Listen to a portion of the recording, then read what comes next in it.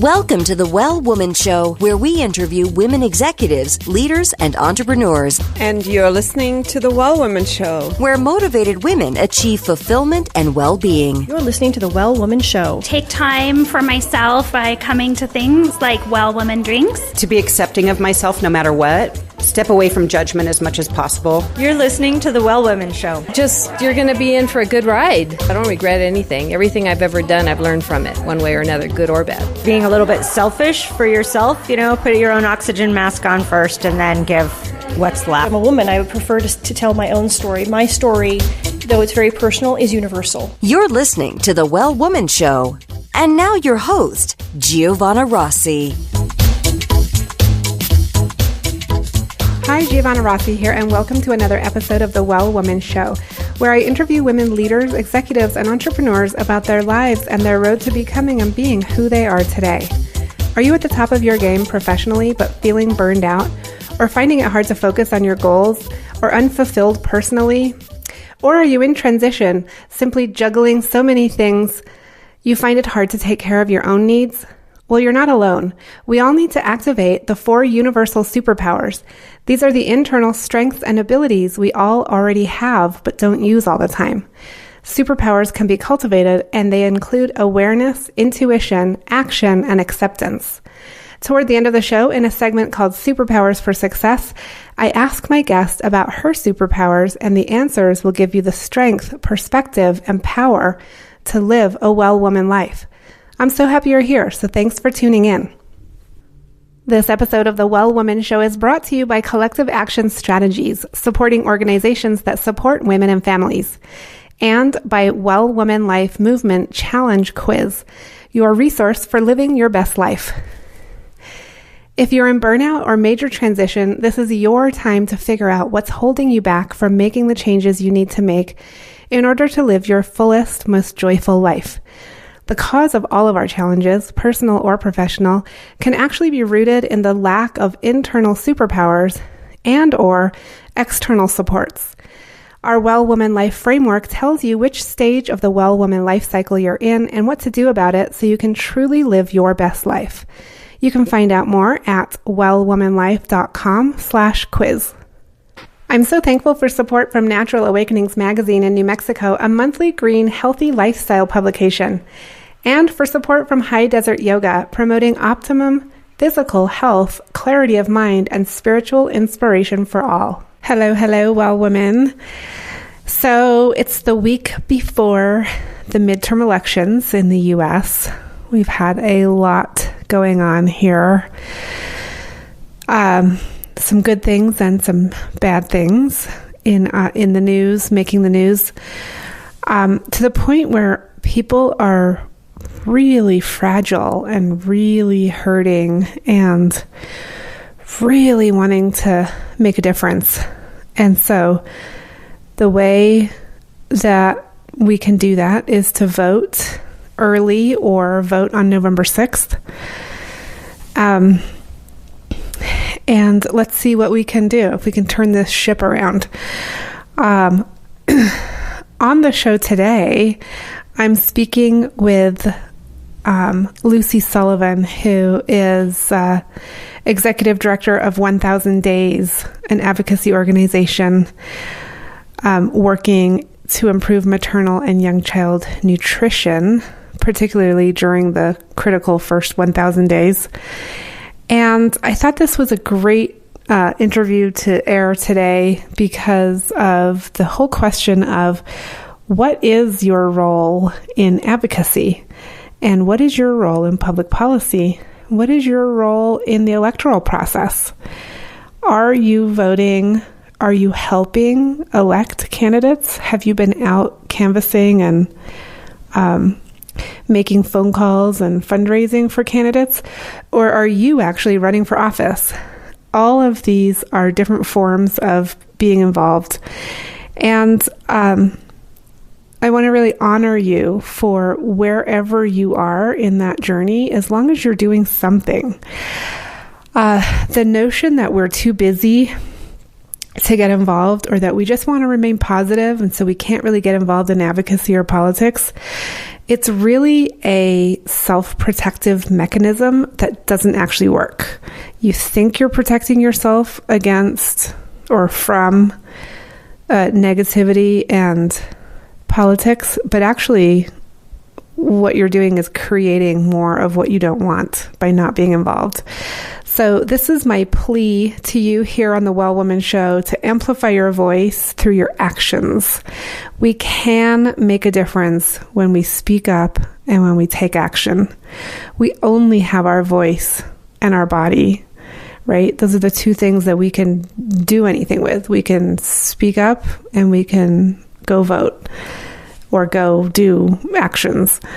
And so I encourage everyone to participate. And if you have a story about how you participated or what you did, or you have questions about how to get more involved, go over to Facebook, over to our group. Actually, you can go to wellwomanlife.com/Facebook. It'll take you straight there. And we can have a conversation about it over there as well. So I hope you enjoyed today's show. We talk a lot about different policies and sort of the ins and outs of the 1,000 days, the first 1,000 days of a baby's life. And we talk about what you can do to support breastfeeding moms. Even if you are not a breastfeeding mom, there's lots that you can do. How to begin the shift, to shift the culture around breastfeeding, i.e., how do we address the sexualization of women's bodies? One of my favorite topics. And also we talk about new dietary guidelines being developed for children under 2 and pregnant moms. So lots going on the Well Woman Show. Definitely want to hear your story about advocacy and getting involved and voting. And so check out wellwomanlife.com/Facebook and join the conversation in there. Now, here is my interview with Lucy Martinez Sullivan. I'm speaking with Lucy Martinez Sullivan this morning. Welcome to the show. It's great to be here. Thanks for having me. I'm excited to talk to you. I have looked into your organization a little bit, and I'm curious to hear more. As we heard in the introduction, you're the executive director of 1,000 Days, an advocacy organization in the United States based in Washington, D.C., working to improve maternal and young child nutrition. And Lucy, I want to get into all of what you're up to, but let's just start by giving listeners a little bit of information about what are you working on right now and how does it impact women's lives?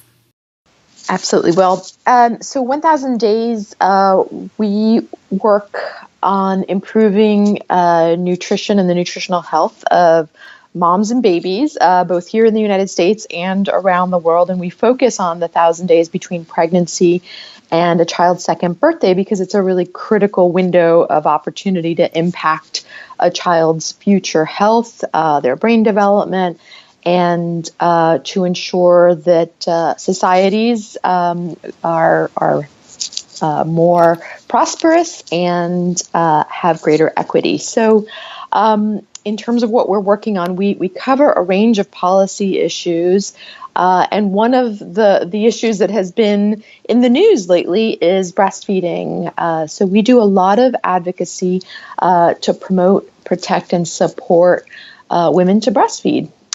Because we understand and we know from the science that breastfeeding provides a baby with the perfect nutrition that he needs for the first several months of his life. Breastfeeding powers baby's brain development like nothing else. Mm-hmm. And I think what a lot of people don't realize is that breastfeeding plays a critical role in women's health. Yeah, no, definitely. So I have a background in women's health policy, and a lot of the projects I worked on include breastfeeding, if not, directly, indirectly.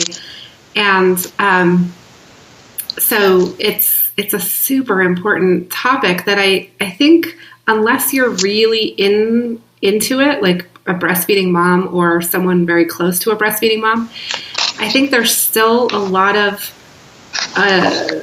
sort of myths about it, or bad information, or just even the norm around feeding babies is still needing to shift. Exactly.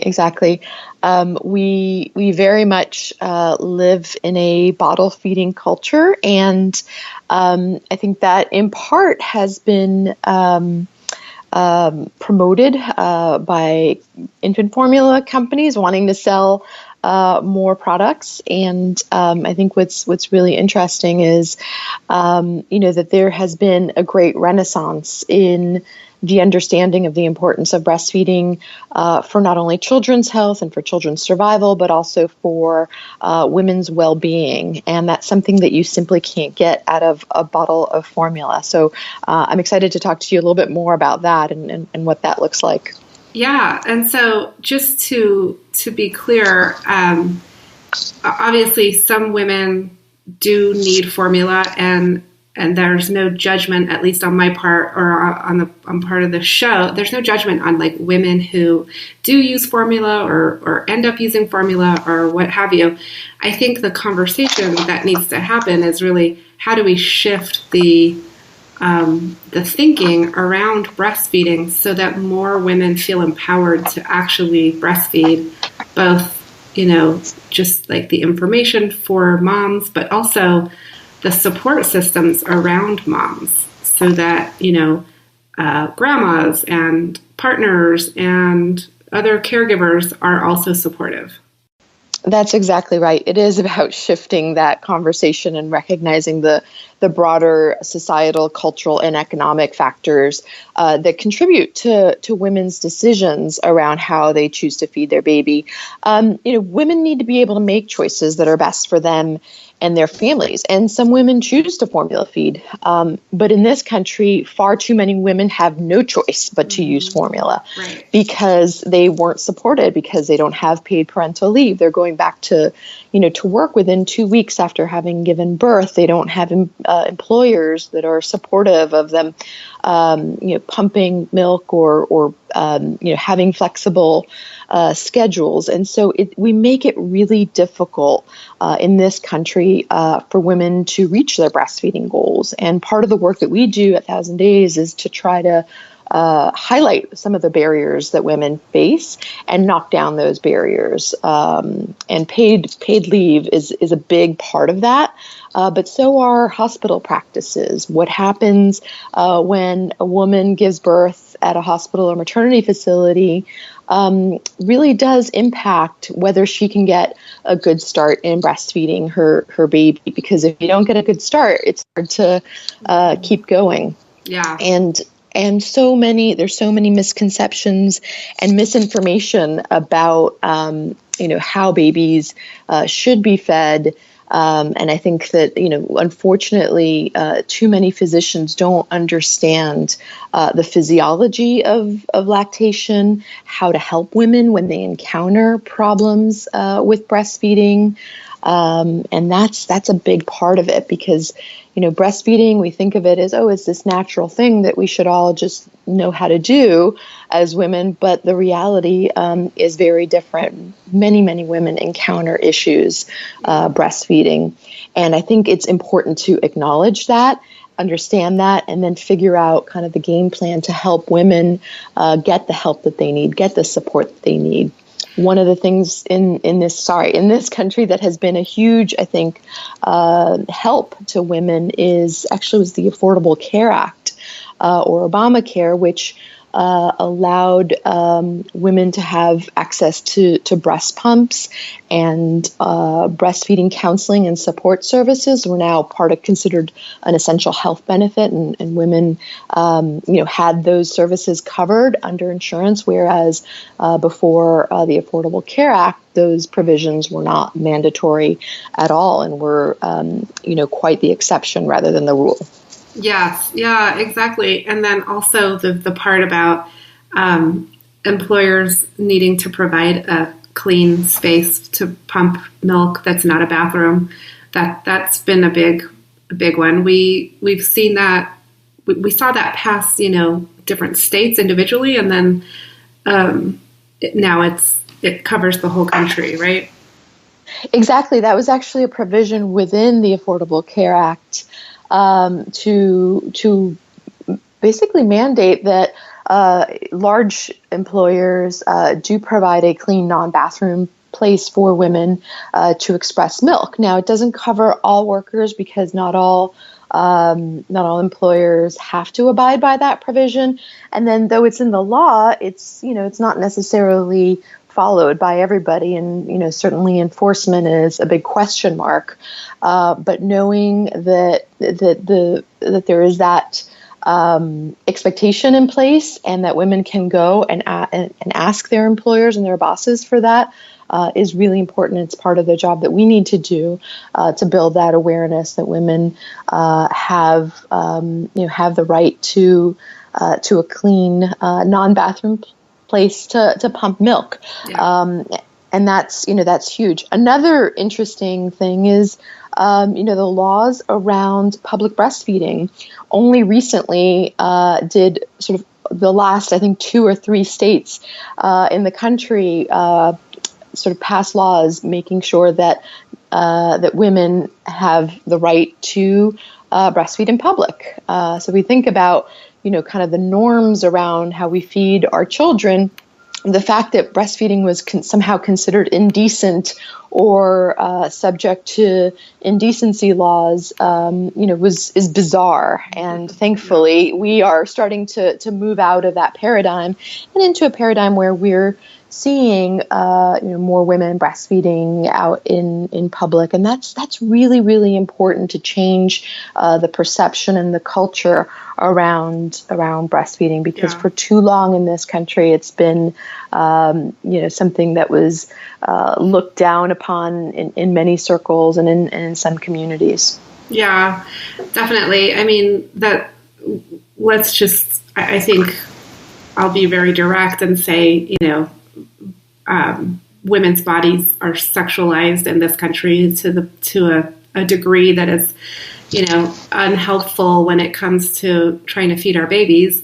And so it's shifting that as well. And so for all the listeners here, if you have been a breastfeeding mom or you are a breastfeeding mom, then you can totally relate to a lot of this. And if you're not a breastfeeding mom, you still have a role to play, which is to say that, you can support other breastfeeding moms when you talk to them, when you see them, if someone, talks to you or needs support. There's a lot that other people can do that aren't directly breastfeeding themselves. And so that goes for that support system around the mom, but also then the broader, the workplace. If you're a boss, if you have employees, really think about, are you complying with the law to provide a clean, space that's not a bathroom. And it doesn't have to be a dedicated space 24/7 that sits there empty until someone needs it. It can be used for other things. It just has to be available when she needs it. So that's exactly right. Yeah. So there's a lot that people can do in the support system, in the workplace, and then at the policy level. And Lucy, I want to hear about other things that you're working on. I know breastfeeding is a big part of the 1,000 days, but what else? What other kinds of things? So one of the things that we advocate for at 1,000 Days is ensuring that all families have access to healthy, nutritious foods. And for low-income moms in this country, that often means the WIC program, the Women, Infant, and Children program, as well as the SNAP program, or colloquially called the food stamps program. And it's really critical that both mom and baby during those first 1,000 days get the nutrition that they need and healthy, nutritious foods. Because during pregnancy, what a mom eats is basically what a baby is eating.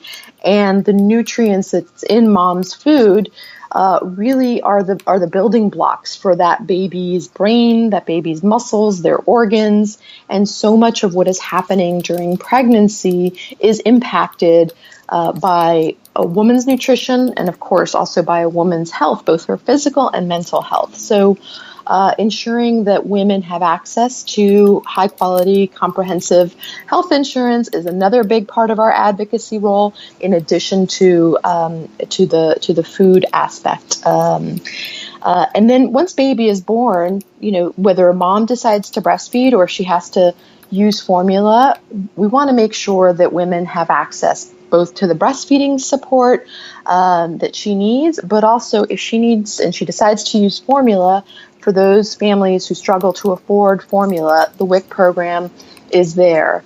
And then finally, when babies start to eat food, complementary food as we call them, to complement either formula feeding or breastfeeding, that they get healthy, nutritious diets. And so that means a lot of fruits and vegetables. That means lean proteins. So we are very active in looking at the diets of infants and toddlers in this country. And I'm not sure if you know this, but the U.S. government is working on the first ever set of dietary guidelines for children under 2 and pregnant women.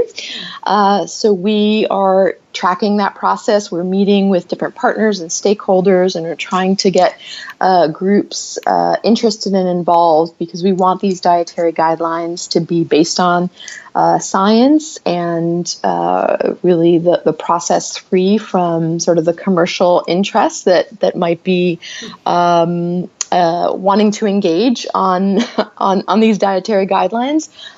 It's too important, really, that women and families really in the United States have sort of the best information possible around what they should be feeding their children. And so, just to be clear, we've had dietary guidelines on other age groups, but this is the first time they're focusing on under 2 years old? Yes, that's right. So our dietary guidelines that are currently in existence start from the age of 2 up. So this is the first set, and it is scheduled to be released in 2020. So the dietary guidelines usually are updated every 4 or so years. So we're tracking that process, and as I said, we're engaging different groups to ensure that these guidelines are the best they can be, that are based on science. And are you specifically are they specifically including the mom, the pregnant mom in that? Yes. Or did you have to try to fight for that to be included? No, they are including pregnant women in that, pregnant and lactating women. And so to try to understand what the nutritional needs of pregnant women are, for not only for the baby's health, but of course for the woman's own health and well-being. Well, I'm glad to see that, because for the longest time it seemed that the focus was only on the baby. Like once the baby was born, then we, then we have all kinds of information and all this. And the early baby days were, sort of excluded the mom. It was like a completely separate, unit. That's right. And actually it's so interrelated, clearly.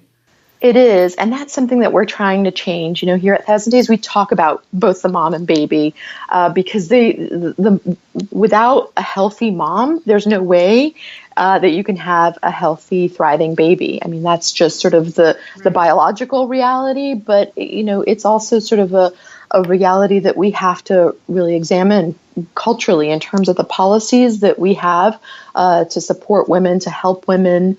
And to empower women, to make the best choices for themselves, which sort of brings me back to breastfeeding, because lactation is a part of a woman's natural reproductive cycle. Mm-hmm. So it's important that we do everything that we can to help women breastfeed for their own health. So breastfeeding reduces a woman's risk of breast cancer. It reduces a woman's risk of ovarian cancer.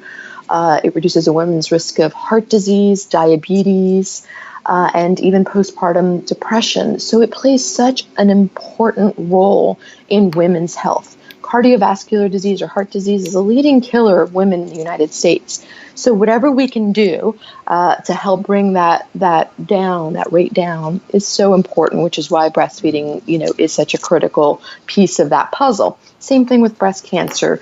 It's the leading cause of death from cancer in women is breast cancer. So we have these breast cancer walks and these marches, and, we need to find a cure for breast cancer. But until we find a cure, let's do everything we can to minimize a woman's risk of developing breast cancer. And that's why women who choose to have babies, let's encourage them and try to support them as best we can to breastfeed. Yeah, it's such a fine line and a difficult message that I find that you all are trying to work on, because there's the message that you just shared, which is so incredibly important, to try to really support women to breastfeed for all of these reasons, for the health of the baby, for their health, and all the rest of it. And then at the same time, we don't want to shame women who didn't breastfeed and make them feel guilty and think that they've done something wrong. So it's like we want to support them as well, but not dilute the message that, yes, breastfeeding is really important. That's right. There is so much guilt and pain in that conversation, and I think it goes to sort of the cultural aspects of this debate. I mean, breastfeeding is difficult, and when you don't have a support system around you, whether that's families or workplaces or friends or communities, that makes it all the more challenging. And when women fail at breastfeeding for whatever reason, they blame themselves, and add to that these messages that they hear, from organizations like ours, even, that, hey, breastfeeding is really important, and we need to do this, and we need to help women, and there are those individual cases, and unfortunately, they are more common than we want them to be, of women who just don't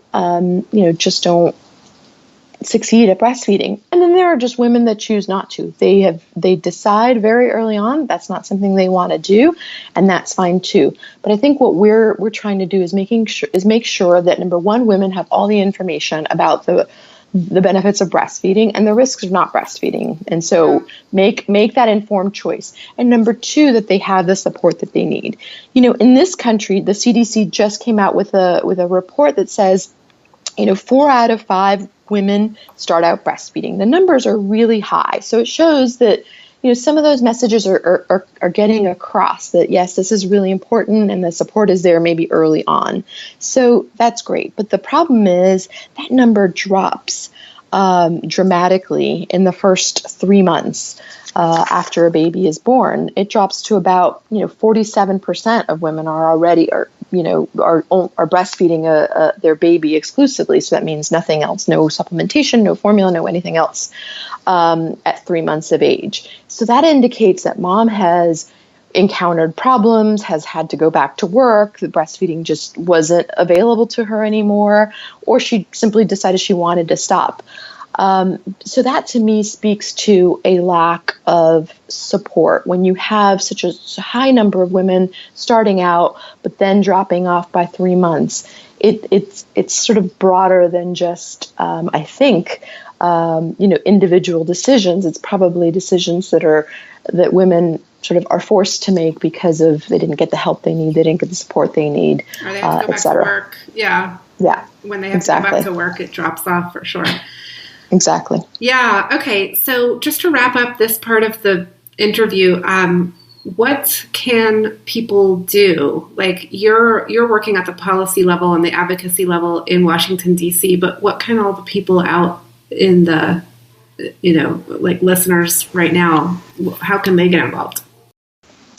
Well, I think the policy level, changing policy, changing systems, changing cultures, it's big. It's a big, heavy lift, and it takes all of us, right? So I think, number one, what are the policies that can help support families writ large, whether we're talking about breastfeeding or we're talking about healthy diets and ensuring that that people have access to healthcare, and really kind of thinking about that and thinking about, do we as a country support healthy, thriving families, and do our politicians that many of us are going to vote hopefully in November, and think about who is talking about helping families and helping families in this country succeed, and what do those policy proposals and ideas and positions look like. So I think that should go kind of without saying.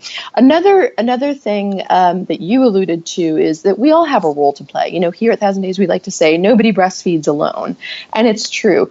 Whether you're a woman or a man or a grandparent or, a boss, owner of a company, you can have an impact on ensuring that women are set up to succeed when it comes to caring for their babies. So I think that's part of it. Another thing is just changing the cultural norms, what we see and how we talk about breastfeeding and how we talk about the health and well-being of babies.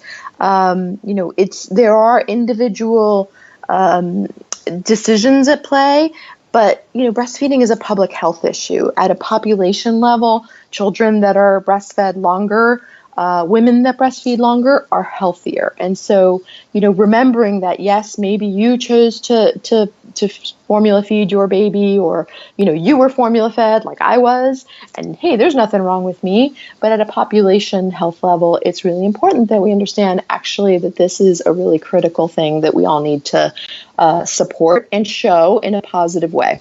And I think we definitely see that on social media a lot more. Discussions around normalizing breastfeeding and a lot more images of women breastfeeding and that sort of thing.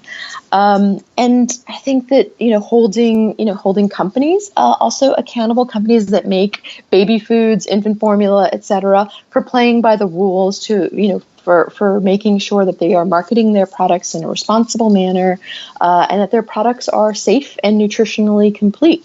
One of the things that, we've been watching is this, this discussion around some of the popular breakfast cereals that are fed to, many babies and toddlers in this country, containing, high levels of glyphosate, which, is potentially a cancer-causing chemical. And so, thinking about our food system and how we vote with our consumer dollars, and that's something that everybody can do, choosing to buy, the products that, are safest and healthiest for our families, and holding companies account to delivering, safe products to consumers. Okay, great. So, Lucy, we're moving into the segment called Superpowers for Success, where we talk to you more personally about you as a leader. And I'll ask you some questions, and really the answers are meant to sort of help and share your experience and inspire other women out there listening, because you have reached a leadership role in your career and in your life that I think is interesting to share with others. So the first question is, what does success in life mean for you? Wow, that's a big question, and I'm not sure I'm fully prepared to answer that, so I'm going to stumble through this answer. So I think for me, I started my career in business and started my career in finance, and then moved into marketing. And there came a point where I was probably in my mid-30s where I realized I wasn't doing work that was aligned with my values. And that's when I sort of decided to switch gears. And I left my job, and I was working in the fashion industry in New York City at the time, very exciting. And I decided I'd, go volunteer for a nonprofit organization working in sub-Saharan Africa. Now I had, the ability to do that. I had the luxury of doing that. And many people can't just, quit their job and go sort of pursue a passion or a dream. But for me, it was, I knew I would have to make trade-offs and sacrifices if I wanted to have a career and work that was not just personally satisfying, but that was aligned with my values. And to me, that's a big part of how I define my success. Am I doing something that is helping other people, and am I doing something that's in service to others? Yeah. So that's how I sort of look at that aspect of my world. Yeah. And then, go ahead. Oh, no, go ahead. I was just going to say, I did see on your bio, and I was going to ask you, so I'm glad you brought it up, that you had a background in business working for big companies, big Fortune 500 companies. And I thought it was an interesting transition that you made from that into the advocacy policy world. And I love how you just laid that out, because a lot of women ask me this, and the women that I mentor and work with ask me, about my career trajectory, and especially younger women getting started, they want to have everything planned out in a straight line, and it all makes sense. And actually, when you speak to people later in their careers or mid-career, it's never a straight line, right? No. It's never a straight line. It's like, well, I got into this because, and rarely, I mean, sometimes we're working in the area that we got our degree in, but, not always. That's right. I didn't set out to sort of be in the business world. I actually had a degree in political science, and thought I would sort of pursue a career in diplomacy, because I was interested in international affairs, and then opportunities presented themselves. I had to make choices, and my career took that sort of turn. And so, yeah, it's not a straight line. In fact, when people look at my bio or resume, they're often puzzled. They don't see kind of a linear story until I sort of explain it and explain why I made those choices. So I think part of it is also just luck and timing. Don't underestimate the importance of those two factors of having sort of a lucky break, which I certainly did, in being at the right place at the right time, or knowing the right people. And also just the timing. For me, I found this opportunity to start up 1,000 Days and lead it at a time in my life where I didn't have children at the time, but then soon after I started working at 1,000 Days, I became pregnant, and then I was going through that 1,000-day journey myself. So I approached this issue from a very sort of intellectual standpoint. And then, as I, became pregnant and then gave birth to my child and became a mom, and I also struggled to breastfeed, these issues that I was talking about in an abstract way became very real, very personal, and that, made me sort of see this role, not just from the intellectual standpoint, but sort of from the emotional or human standpoint. It became super personal. Exactly. And don't underestimate that either. I think, approaching, career decisions and decisions we make about our life, both with the head and the heart. I think we need both. And when they're both aligned, I think that's when, you're going back to your earlier question about what success looks like and what success is. That, for me is another metric of success. So yeah, I'm excited that I'm able to share a little bit about how I got to where I got, and hopefully help and inspire others that are kind of thinking about their careers and their lives and what they might do to make a difference. Yeah. So Lucy, when did you know you were really good at what you do? Ooh, I don't know that I ever know that I'm really good at what I do. In fact, somebody said to me, you let your imposter syndrome get the better of you. And it was, I had heard that term before, but I've never heard it in a way that it was being it was in reference to something I was feeling about myself. I don't have a background in nutrition. I don't have a background in public health. But I work with people who are among the world's leading experts on some of these issues. And let me tell you, I often feel like I don't belong here. I shouldn't be in this room with these really brilliant people that understand this issue, that have been researching this issue, that know the intricacies of all of these things. And I have struggled with that. if I'm being really honest.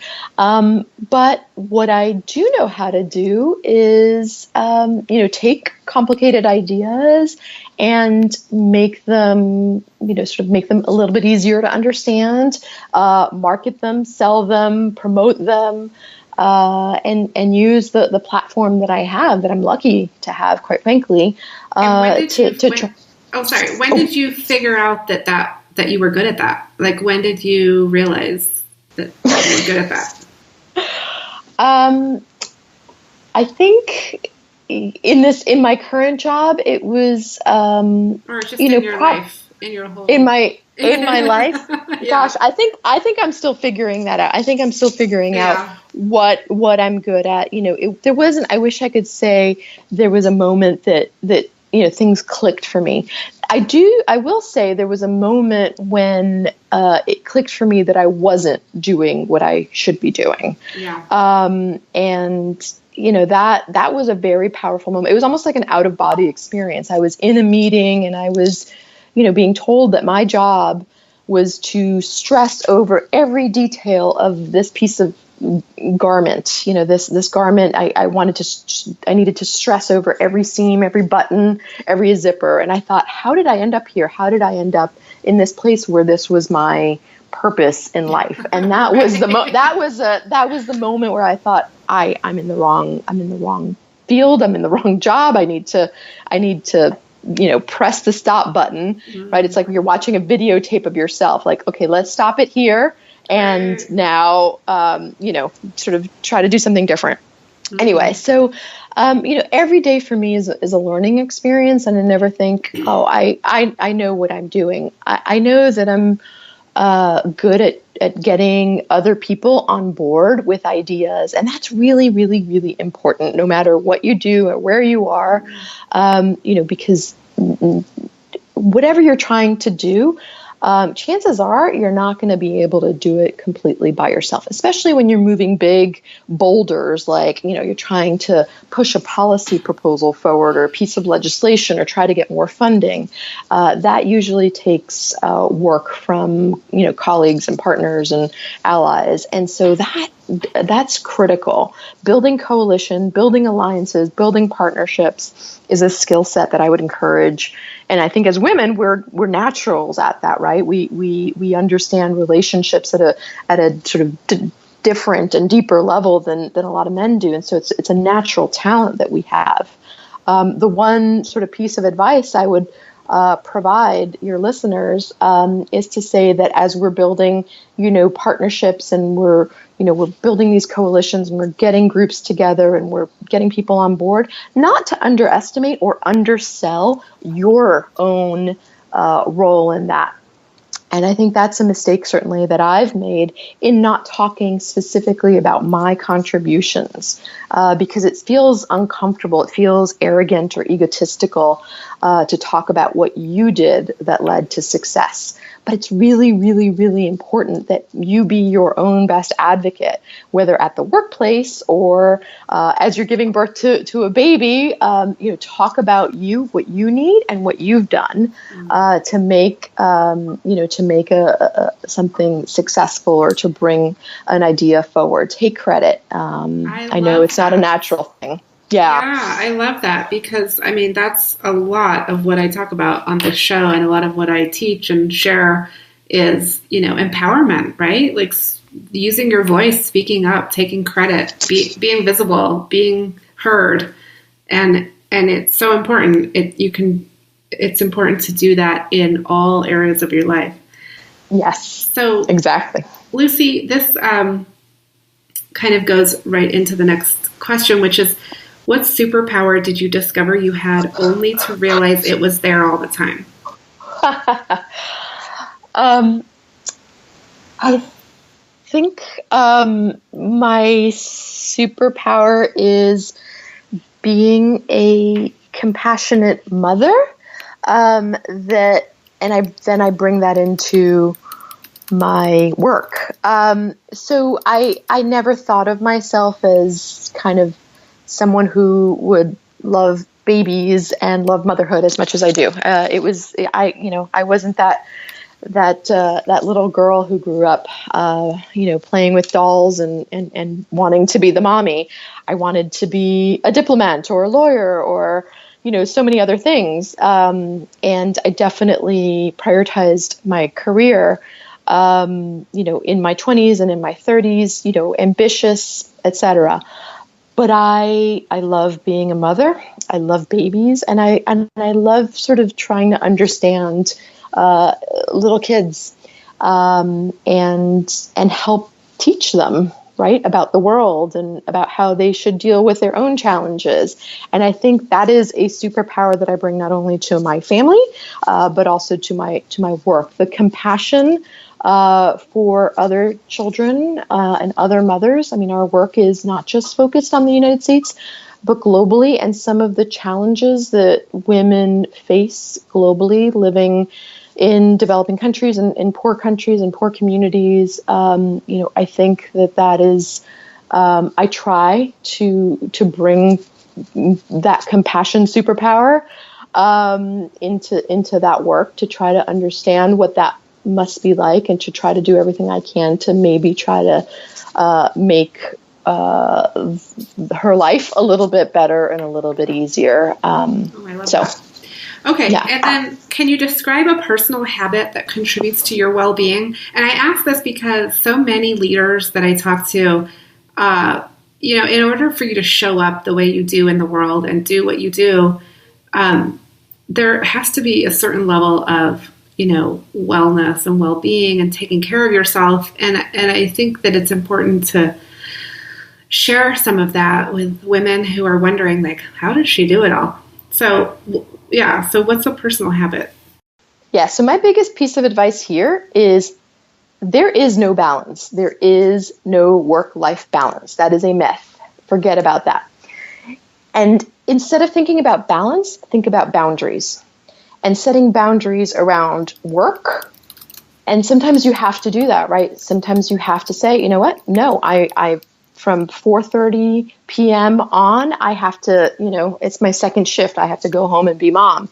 And, from 4:30 until 8 p.m. when my kids go to bed, there's no emails, there's no conference calls, there's nothing that intrudes on that time.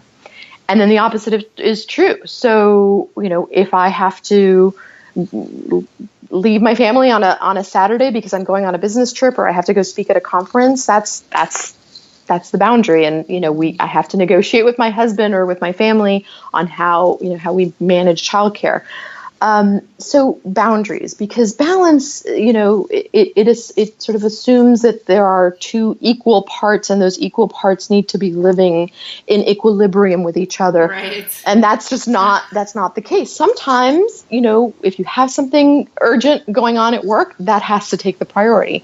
And of course, your family's well-being and health is always the priority in many respects, but you have to kind of put it in its place sometimes, and in order to deal with other things. And so, they're not equal parts of life that need to be juggled. It's just, how do you negotiate those boundaries and set those boundaries in a very, very clear way that everybody around you understands. Yeah, and I love that, because balance, I always say balance is elusive. Like it's that thing that like you can never really achieve because it's not real, and so I like, and I talk about boundaries a lot, so I love that you brought that up. What advice would you give your younger self, say 15 years ago, 20 years ago?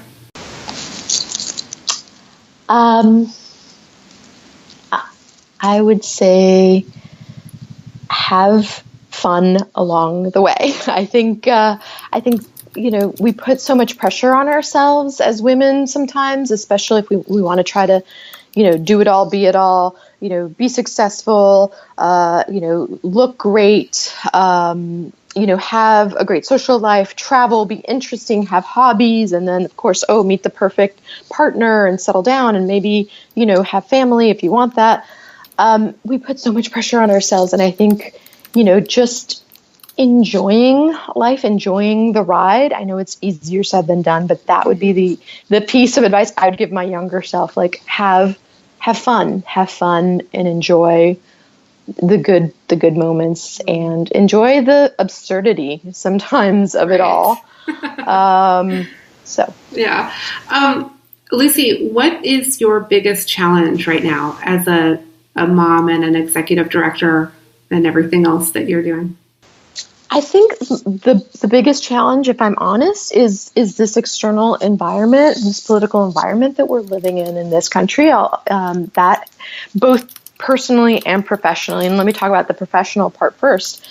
We're an advocacy organization, and part of what we do is to build the political will for policymakers, whether in the U.S. or globally, to take action to help support vulnerable moms and babies.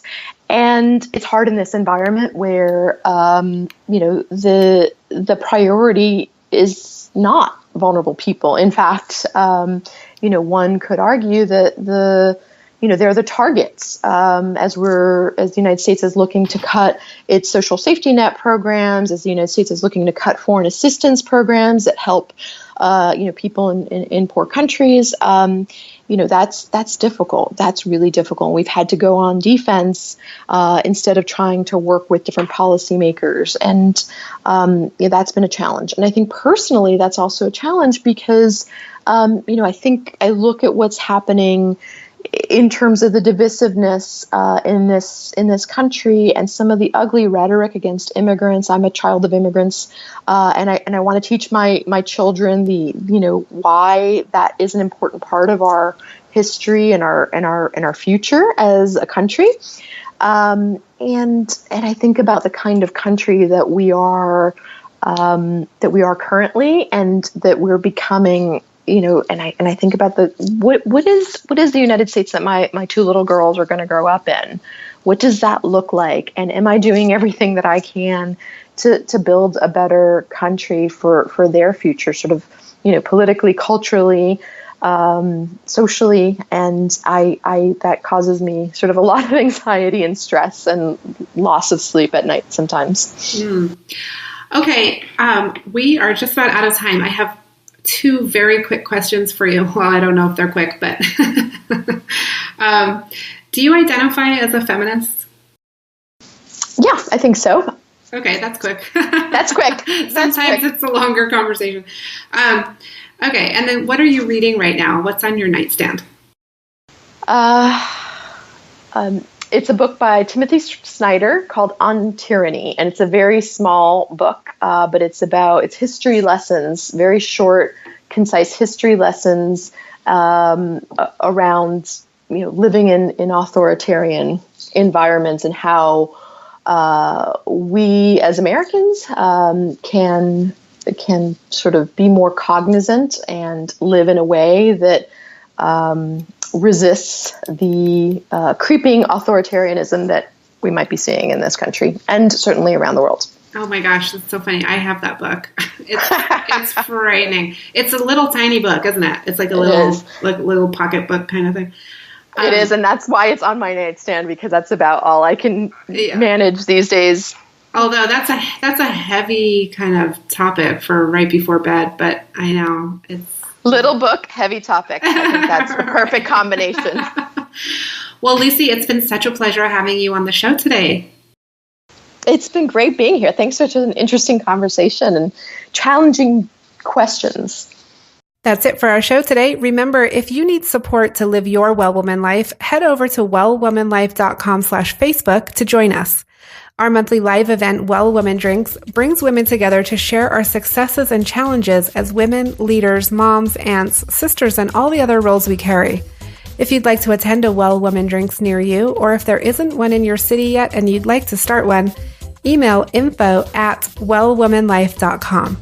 If you enjoyed the show, please take a moment and subscribe in iTunes and leave a review. This helps raise visibility, which is super helpful when it comes to producing the show every week. For feedback, comments, or just to let me know you were listening today, find me on Facebook, Twitter, and Instagram @WellWomanLife. I'm Giovanna Rossi for The Well Woman Show. Until next time, have a super powerful week.